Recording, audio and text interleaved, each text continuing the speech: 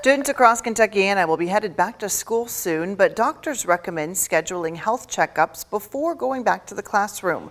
WHAS 11's Jim Stratman tells us more about how to prepare your kids for back to school. Doctors at Norton Children say that a checkup is a great first check off of that list. I sat down with Dr. Saeed Khan, who told me a regular yearly checkup is good for kids at all ages. Now, if your student plans on playing sports, then they'll more than likely need a physical. But if not, a simple checkup can help a doctor keep up with how your kids are growing. Majority of children are super resilient, they do absolutely fine, but especially when they're coming in for these pre-kindergarten checks, by doing the physical exam every year, we're trying to catch, little issues to make sure that, they are addressed before they turn into big issues.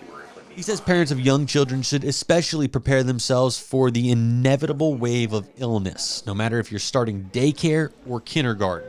What I always tell parents is when we start daycare, preschool for the first time, the general expectation is your child will get sick. Every 3 to 4 weeks, expect a new illness. Dr. Khan says it really comes down to the children not knowing about the importance of hand washing or how to cover your mouth. They don't have, great hand hygiene. They're not washing their hands all the time.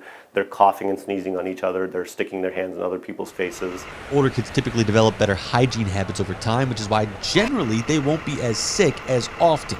Dr. Khan says that there are still conversations that parents should have with those older kids, focusing on behavior, dealing with frustration, and developing socially. I've already got a kid, in second grade, but I've got my second child's going to kindergarten this year, and so we've had conversations throughout this entire summer about, hey, when we're upset, instead of using our whining words, we're, trying to use our words to, tell exactly what may be going on so that an adult can actually help you.